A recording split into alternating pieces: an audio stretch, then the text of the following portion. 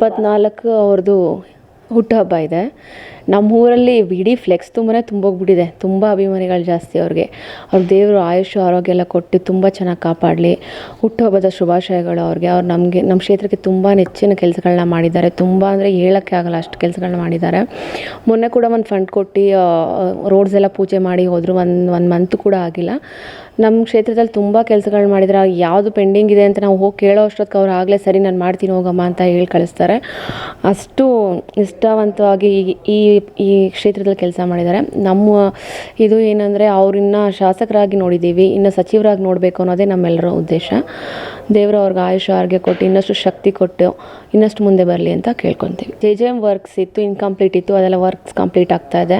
Water thanks ಎಲ್ಲನೂ ಈಗ almost ಒಂದು 50-60% ಆಗಿದೆ. ಇನ್ನು ಮಿಕ್ಕಿದ್ದು ಆಗಬೇಕು. ರೋಡಿನ ಕೆಲಸಗಳೆಲ್ಲ ನಡೀತಾ ಇದೆ. ಅವ್ರ ಸಪೋರ್ಟ್ ಇರೋದ್ರಿಂದ ನಾವೆಲ್ಲ ಕೆಲಸಗಳನ್ನೂ ಮಾಡ್ಕೊಂಡು ಬರ್ತಾ ಇದ್ದೀವಿ. ಅವರು ಏನೇ ನಾವು ಕೆಲಸ ಅಂತ ಹೋದರೂ ಅವ್ರು ಸಪೋರ್ಟ್ ಮಾಡೇ ಮಾಡ್ತಾರೆ. ಸೊ ಎಲ್ಲ ಕೆಲಸಗಳೂ ಒಂದು 50-60% ಆಗಿದೆ. ಆಲ್ಮೋಸ್ಟ್ ಎಲ್ಲ ಎಂಡಿಂಗ್ ಸ್ಟೇಜಲ್ಲಿದೆ. ತುಂಬ ಚೆನ್ನಾಗಿ ಸಪೋರ್ಟ್ ಮಾಡ್ತಾರೆ.